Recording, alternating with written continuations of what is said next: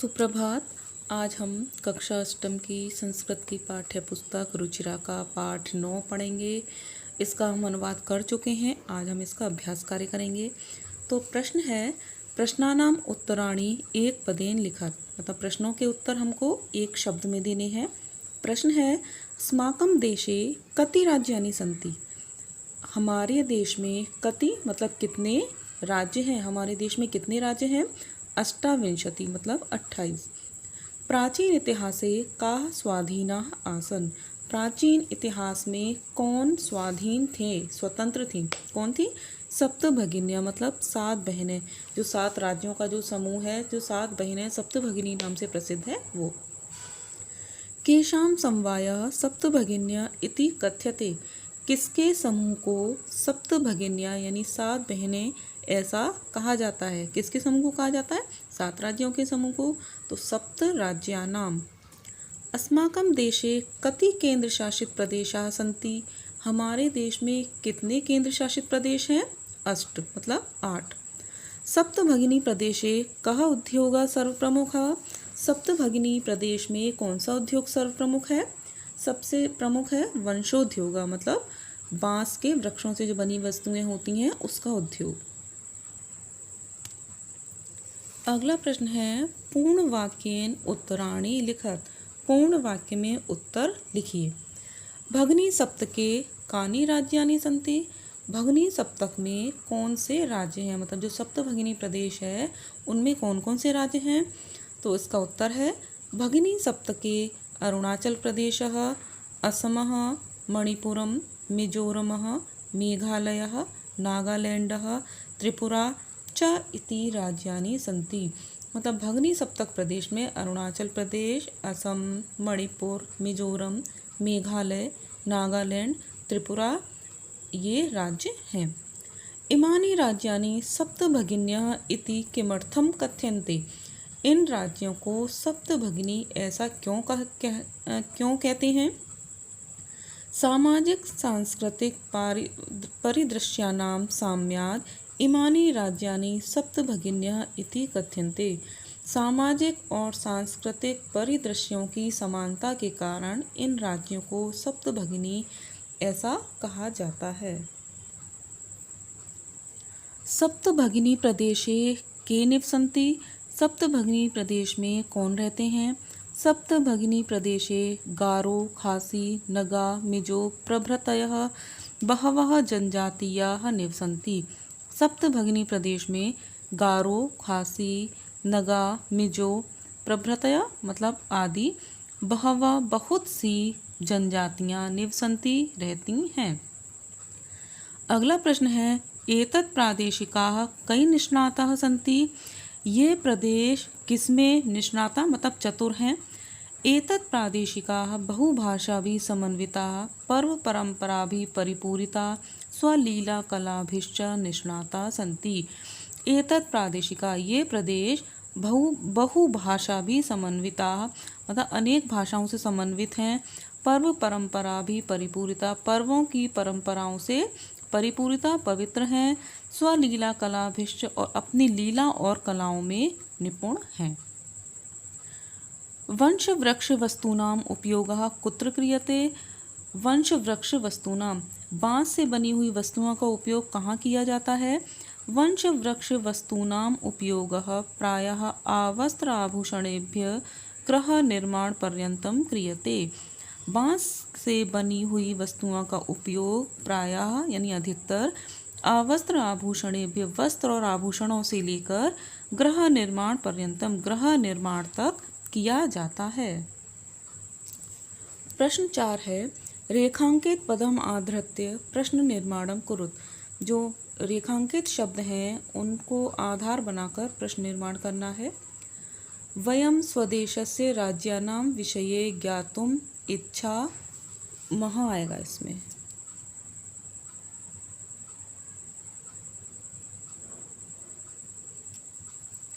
वयम स्वदेशस्य राज्यानां हम अपने देश के राज्यों के विषय में ज्ञातुम इच्छामः जानना चाहते हैं। तो जो अंडरलाइन शब्द है वो है स्वदेशस्य अपने देश के। तो क्या होगा प्रश्न क्या बनेगा किसके। तो किसके के लिए क्या आएगा कस्य। वयम कस्य राज्यानां विषये ज्ञातुम इच्छामः। और लास्ट में ये हमें याद रखना है, जहाँ प्रश्न निर्माण होगा वहाँ हमें प्रश्नवाचक चिन्ह लगाना है।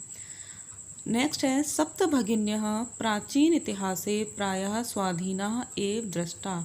सप्तभगिनी जो प्रदेश है वो प्राचीन इतिहास में प्रायः स्वाधीन ही देखे गए हैं, मतलब किसी ने इन पर अपना शासन नहीं किया है। तो सप्तभगिन्या 7 बहनें, तो इसके लिए क्या आएगा, कौन, तो कहा। प्रदेशे अस्मिन् हस्तशिल्पानां बाहुल्यं वर्तते। इस प्रदेश में हस्तशिल्प की बाहुल्यता मतलब अधिकता है। तो हस्तशिल्प की, तो प्रश्न क्या आएगा, किसकी, तो आ जाएगा केशाम। प्रदेशे अस्मिन् केशाम बाहुल्यं वर्तते। एतानि राज्यानि तु भ्रमणार्थं स्वर्ग सदृशानि। ये राज्य तो घूमने के लिए स्वर्ग के समान है, स्वर्ग के समान है। तो प्रश्न क्या बनेगा, किसके समान है, तो आ जाएगा कीदृशानि। एतानि राज्यानि तु भ्रमणार्थं कीदृशानि। प्रश्न 5 है यथा निर्देशम उत्तरत, मतलब निर्देशानुसार हमें उत्तर देने हैं। तो इसमें क है महोदये मे भगिनी कथयति। अत्र मे इति सर्वनाम पदम कस्य प्रयुक्तम, मतलब इस शब्द में जो मे, इस वाक्य में जो मे शब्द है वो किसके लिए प्रयुक्त हुआ है। तो इसका हिंदी है महोदया मेरी बहन कहती है। तो जब हम पाठ पढ़ेंगे तो इसमें ये कौन कह रहा है कि मेरी बहन, ये कौन कह रहा है, स्वरा, स्वरा नाम की जो छात्रा है वो कह रही है। तो इसमें क्या आएगा, सर्वनाम पद किसके लिए प्रयुक्त हुआ है, स्वरा के लिए। तो संस्कृत में आ जाएगा स्वरा यही।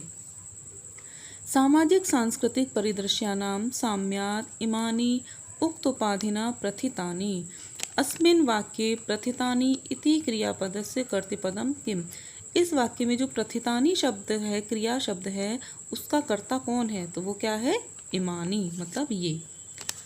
एतेषां राज्यानां पुनः संघटनं विहितम्।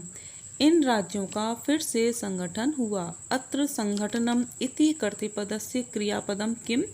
इस कर्ता का क्रियापद कौन सा है इस वाक्य में, प्रथितानि, इसका संघटनम का क्या है, विहितम। घ है अत्र वंश वृक्षाणाम प्राचुर्यम विद्यते। यहाँ बांस के वृक्षों की अधिकता है। अस्माद् वाक्यात् अल्पता इति पदस्य विपरीतार्थकम पदम चित्वा लिखत। इस वाक्य में हमें अल्पता शब्द का विलोम लिखना है, विपरीतार्थक शब्द इसमें से कौन सा है वो चुनकर लिखना है। तो अल्पता मतलब कमी होता है, और यहाँ क्या है इसका विलोम, प्रचुरता यानी अधिकता, तो क्या है, प्राचुर्यम। नेक्स्ट है क्षेत्र परिमाणी इमानी लघुनी वर्तन्ते। क्षेत्रफल की दृष्टि से ये राज्य छोटे हैं। वाक्यात् संति इति क्रियापदस्य समानार्थक पदम चित्वा लिखत। तो संति शब्द का जो समानार्थी शब्द इस वाक्य में प्रयोग हुआ है वो हमें लिखना है। तो संति का मतलब होता है, और यहाँ पर कौन सा शब्द है इसका समानार्थी, वर्तन्ते, इसका भी मतलब है होता है, ठीक है। प्रश्न 6 का अ है पाठात् चित्वा तद्भव पदानां कृते संस्कृत पदानि लिखत। जो तद्भव शब्द हैं उनके हमें संस्कृत शब्द बनाने हैं। जैसे कि सात, सात को संस्कृत में क्या कहते हैं, सप्त।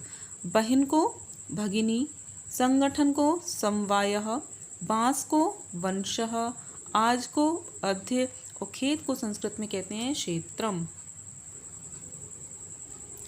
अगला प्रश्न है भिन्न प्रकृतिकम पदम चिनोत, यानी भिन्न प्रकृति के जो शब्द हैं उन्हें हमें चुनना है।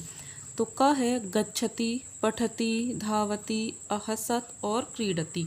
तो देखिए गच्छति मतलब जाता है, पठति पढ़ता है, धावति दौड़ता है, क्रीडति खेलता है। लेकिन जो अहसत शब्द है वो किसका है, हसा, यानी कि बाकी शब्द सारे लट लकार के हैं, लेकिन जो अहसत है वो लंग लकार का है, इसलिए ये अलग है। तो इसका आंसर होगा अहसत। छात्रः, सेवकः, शिक्षकः, लेखिका, क्रीडिका। देखिए इन सब में केवल लेखिका को छोड़ के बाकी सारे शब्द पुल्लिंग के हैं, केवल एक लेखिका स्त्रीलिंग का है, इसलिए इसका जो भिन्न प्रकृति शब्द है वो है लेखिका। पत्रम, मित्रम, पुष्पम, आम्रः, फलम, शाखा। तो देखिए पत्रम, मित्रम, पुष्पम, फलम, ठीक है, ये सब किस में है, नपुंसकलिंग के शब्द हैं, लेकिन जो आम्रा शब्द है ये पुल्लिंग शब्द है, इसलिए इसका आंसर है आम्रा। और जो शाखा है वो स्त्रीलिंग शब्द है, तो इसमें जो ओड है, जो भिन्न है, वो है आम्रा, क्योंकि ये पुल्लिंग का है।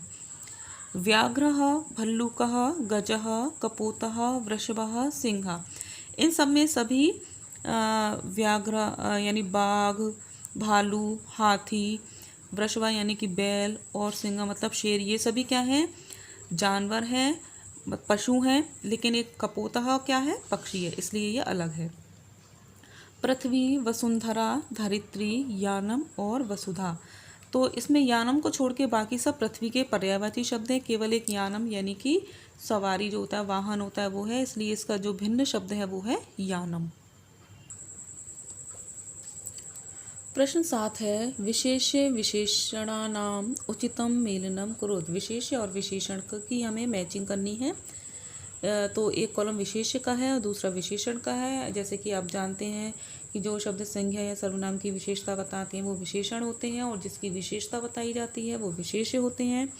तो इसमें अयम का विशेषण है प्रदेशः, संस्कृति विशिष्टायाम भारत भूमौ, महत्वधायिनी संस्कृति प्राचीने इतिहासे एकः समवाया।